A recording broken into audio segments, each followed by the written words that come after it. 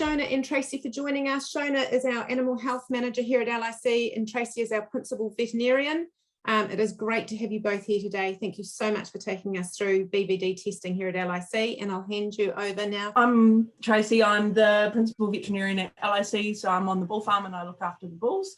But today I've been asked to come and talk to you about BVD itself, and then we're going to run through some of the testing options that LIC offers. First of all, what is BVD? Hopefully most of you are at least aware of this disease because it is quite prevalent in New Zealand. And it's thought that about 80% of New Zealand beef and dairy herds have at some point been exposed to this disease. BVD stands for bovine viral diarrhea, and it's a virus from the Flaviviridae family, which infects cattle and causes reproductive losses, production losses, and diarrhea. The virus itself replicates in the GI tract of animals and in the nervous system of animals and in the immune system. And the virus, therefore, is able to be transmitted via a whole range of bodily fluids like the feces and the diarrhea, urine, semen and milk, any excretions from the nose and the mouth, so including breathing and, of course, saliva. So what are the repercussions of having this virus in your herd? You might think, oh, on an individual level, it's not that much of a big deal. You know, the cows will get BVD. It's kind of like us getting a common cold. It knocks them around a little bit and they recover. What's the big deal? The big deal, I suppose, is that the whole herd is affected by this disease, and it causes suppression of the immune system because that's where the virus replicates. So there is an increased chance of those animals getting other diseases like mastitis and pneumonia. It causes a decrease in the milk production. It decreases the fertility of your bulls and also of your cows, and it can lead to stillborn calves, early embryonic death, and weak calves. And it also can reduce the growth rates of your young stock. If we wanted to look at BVD at the herd level, you can see that it does have quite significant economic impacts. This is 13% longer to planned start of mating, 4% lower pregnancy rates, 6% lower conceptions, and overall it can cost about $110 per animal because of milk production loss, but also in treating the other diseases that these animals are more likely to get when they're suffering from this infection. And obviously creating PI animals as well is another downside of BVD virus. The industry estimates that the annual loss for New Zealand dairy farmers is around $127 million, with on-farm averages being about $70,000, obviously depending on the size of the farm. So we're always talking about these PI animals and these TI animals. What does it actually mean? So an animal that we call a PI animal, or persistently infected animal, is a lifetime carrier of the BVD virus. It's constantly shedding this virus, and there's no way for that animal to gain immunity over its lifetime. This is also the best mode of transport for the virus, the best way that it can infect other animals. When we talk about a TI, that means a transiently infected animal.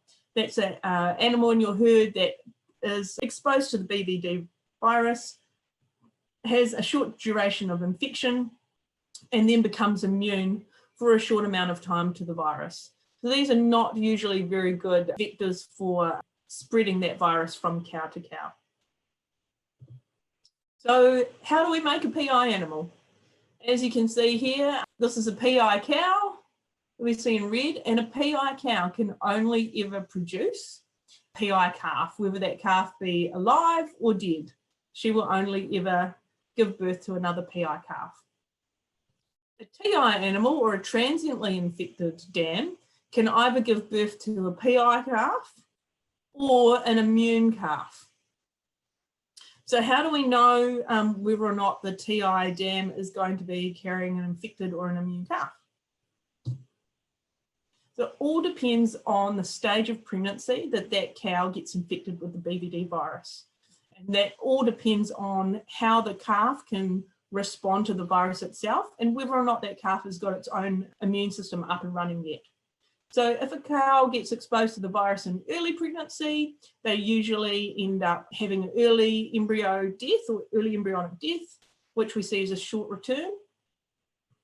Or they can have abortions and congenital defects and calves that are born with malformations. So if you get infected between 110 to 125 days of age and you manage to survive, you're going to be born a PI calf.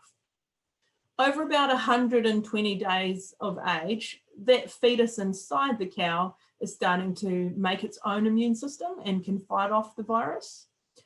So it is possible for those calves to be born immune to the BVD virus.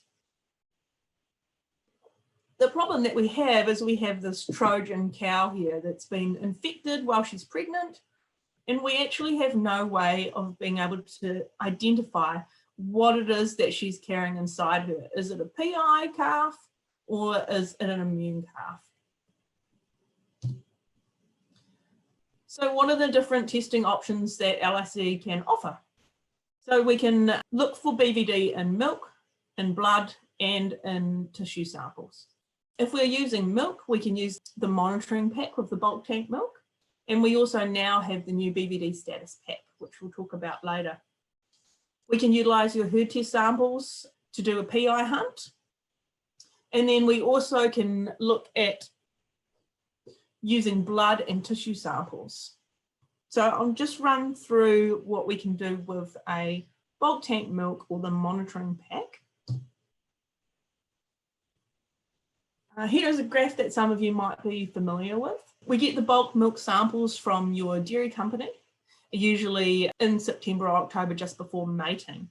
And what we're looking for in these bulk tank milk samples is a combination of antibodies and antigen.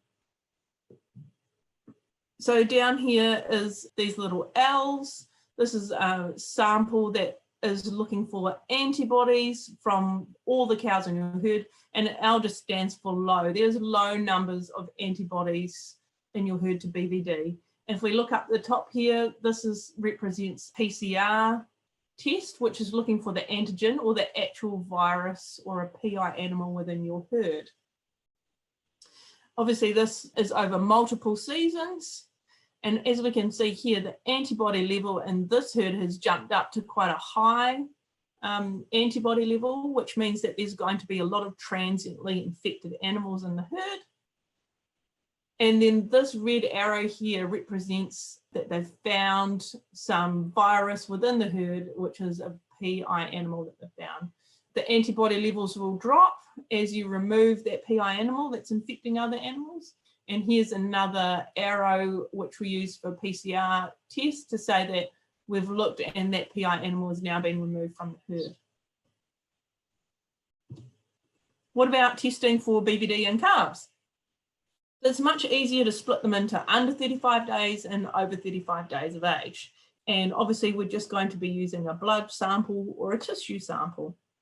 So LIC offers for calves under 35 days of age, you could take a blood sample for PCR, looking for the virus itself, or you can do a tissue sample for PCR, which is new.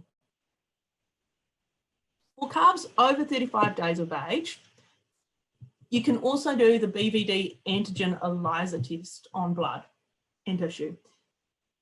So why does LIC not offer this test for calves under 35 days of age?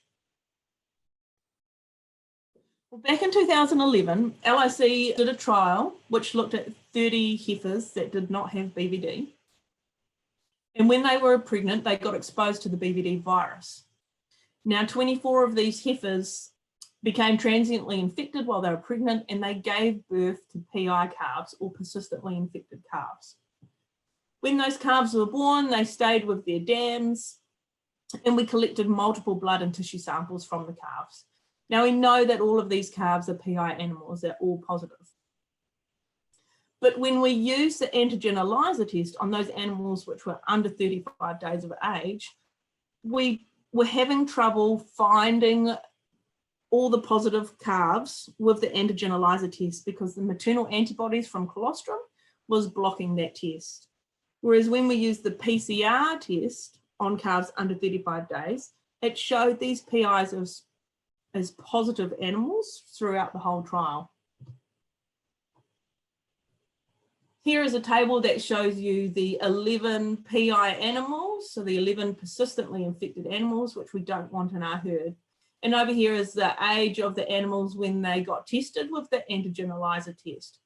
And as you can see in orange here, there's quite a lot of days where we tested these PI animals and their test still came back as negative with the antigen ELISA because it was being blocked by that colostrum or maternal antibody.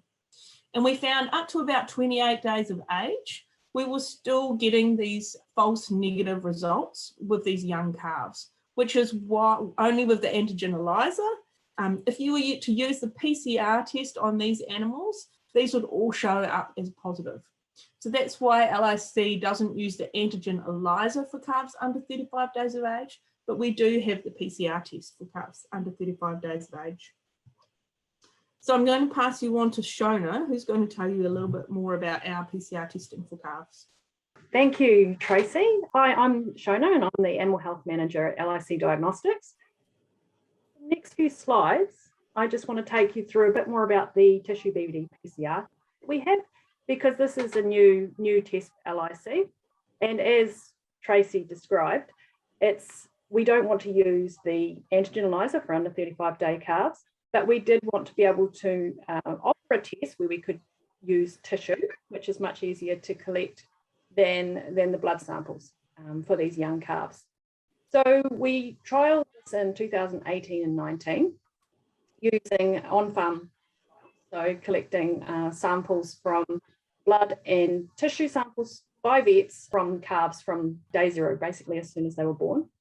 And what we were doing is comparing the tissue results with the blood results, the blood being the gold standard. So we knew that if there was a PI calf, the test is going to pick that up. In the table down the bottom, you will see the results for how the tissue results compared with the serum results. And so there were 18 PI calves, and they came up positive on both the blood PCR and the tissue PCR.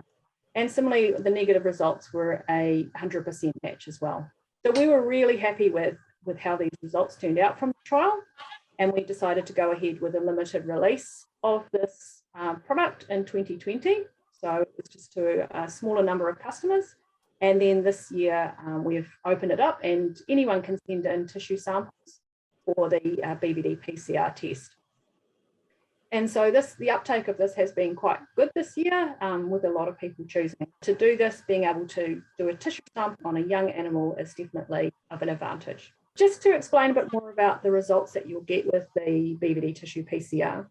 So when we do our trials and we get all our result data, what we try and do is give you indicators of which animals are more likely to be PI, persistently infected, versus those transiently infected animals. So rather than just a positive or negative result, you instead have different categories of positivity. So the top one in the table is high positive. So when you get this result for a sample that you've sent in, this animal is most likely a PI. Most of the time in the trials, what we found is that you don't often get those transiently infected animals with such a high level of BVD virus detected. And so in terms of the confirmation test, and by confirmation, I mean when you collect the sample 4 weeks later to check whether the animal is a true PI or a transiently infected animal. So if they were transiently infected, they might be positive on that first test, but when you collect that sample 4 weeks later, they would then be negative, whereas a PI would stay positive the whole time. So that's what I mean by confirmation test. But for those that fall in that high positive category, that confirmation test is optional. So you can choose to do it to make sure you've got your IDs correct, or if you are wanting to double check animals before you remove them from the farm, that's fine. But we find that category is more than likely a PI. The next category down is positive, and these we say are possibly PI. That's because you can get some transiently infected animals that just have a level of BVD virus there that could be a PI, could be a transiently infected. We do recommend that you do that confirmation test. In the weak positive category, what we find with these is these are most likely transiently infected. when we do look at the confirmation of these animals, when a sample is collected 4 weeks later, more often than not, they'll come back negative. So they are transiently affected at that first test. They've got a weak positive result, which is just over that sort of positive cutoff. So that's why those categories help to differentiate between PIs and TIs. And then, of course, we've got the negative categories. So these are your non-PIs. No confirmation is required for those ones. And then in the columns on the right, I've just given this to give you an idea of the percentage of animals and samples that fell into those categories in last season, 2020-21. So for BVD tissue PCR, we did just under 30,000 samples. And as you know, the BVD PIs is not a huge number of those that are identified, but 0.27% came back in that high positive category. You get very few falling in that positive, weak positive. So in terms of having to do those confirmations 4 weeks later, there's actually very few animals that actually will actually fall in those categories. And then, of course, the majority of animals that are actually negative. And then when we compare that with antigen ELISA, you can see that the spread of animals falling into those categories is very similar between the two tests. And so with antigen ELISA, of course, that was over 35-day animals, and we did just under 84,000 of those last season. But again, very few animals fall in these two categories, positive and weak positive. One of the other topics that I wanted to talk about today are the tissue sampling units for TSUs, because I know this has caused a little bit of confusion because there are now the two options available. So I thought I'd just go through which ones you would use in which situation. So we've got the dry TSU. So that's what you would probably be most familiar with, because that's what LIC have been using for many years. And you can tell this one by the blue big piece of plastic inside it, compared with the wet TSU, which has got the white plastic. And the wet TSU has a liquid preservative in there that once the tissue piece is in there, it preserves the DNA in the tissue, which makes it really good for gene marked parentage. Unfortunately, that liquid that's in there destroys the BVD such that the PCR test won't work. Unfortunately, while it's good for parentage, we can't use it for BVD PCR. We can use it for antigen ELISA, so that's we can use either the dry or the wet for antigen ELISA. So for those of you that are both a GMARC customer and doing BVD testing, so if you're a combo customer and you've got calves under 35 days, then you would need to collect a wet TSU for GMARC parentage and also the dry TSU for PCR. And one important thing to note is that there's no extra charge for that dry TSU. We will send that out to you to use for BVD. You don't need to pay any extra for that. If your calves are over 35 days, it's a little bit more simple. If you just want to do the one TSU, you just collect a wet one and we can test it for both antigen ELISA and for parentage. Similarly, if you're BVD only, it's a little bit more simple as well. So under 35 days, nice and easily, one dry TSU and PCR on the submission form. Over 35 days, you can choose. So you can do either PCR or antigen ELISA and choose the TSU accordingly. So hopefully that hasn't confused things further, but it's this information as well as all on our website, or you can give our team a call. I've got their phone number at the end if you need any more info on that.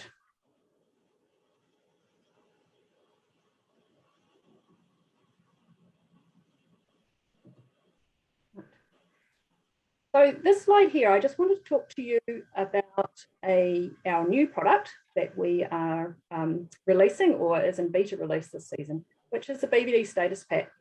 So this is a really exciting modification or extension of our BVD monitoring pack. So what it allows us to do is not only provide you information about BVD at a herd level, but also for each of your individual milking cows in the herd. What it's doing is you're getting the monitor pack where you're looking for exposure of your herd to BVD, so using your bulk milk, and using the herd test milk to actually get a individual status that can get uploaded to Minder.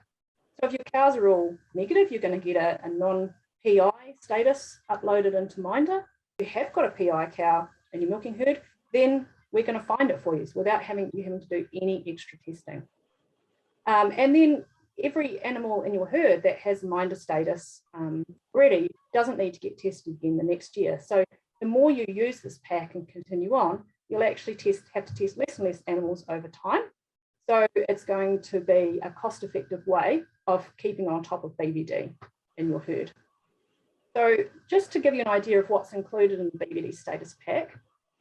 So the first test is very much the same as your bulk tank milk monitoring pack. You get your bulk milk early season, so September, October, and you'll get a PCR test on that and an antibody ELISA to look for exposure in the herd. And also the PCR will identify if you've got any milking PI animals. And then the second test, rather than a bulk milk test, is actually we'll get in your herd test milk samples. So about 2 weeks after that first bulk milk, and we'll do a PCR test on those. So we're looking for any animals in there that are PI. If we find a PI, then of course you will get that in your report, and all of the results as well will also get uploaded to Minder. So those will have a lifetime status. So all your negative animals will get sorted as well. And then for beta release this year, we are offering a third test, which is another bulk milk with PCR and antibody ELISA. And so for that this year, we're just checking that we haven't missed anything in that herd test, and we'll be using all of this data together to make sure we've got all of our testing cut-offs correct, so that when we release this for full commercial release, we know exactly how it's working. And the fourth test is the bulk milk late season. So this is just an antibody ELISA that's done, same as the monitoring pack. So you can check the exposure levels of your herd to see if anything's happened across the season, if they've come in contact with any PI animals. This product's beta release, we're working through it now. We've got 100 herds, we've got about 70 so far. There is a tiered pricing for the herd test milk samples. So I would recommend you have a look on the website, or give our team a call, and they can actually get through the pricing as well, and also compare it with what you would pay on the monitor pack and additional testing. The last slide gives you the contact details for our animal health advisor team. So you can call them. We've talked a lot about BVD testing options today and just BVD in general. The animal health advisors have a wealth of knowledge in BVD and our testing options. So feel free to give them a call, 0800 436 362, or email them at testyourcows@lic.co.nz. Thank you very much for your time and your attendance.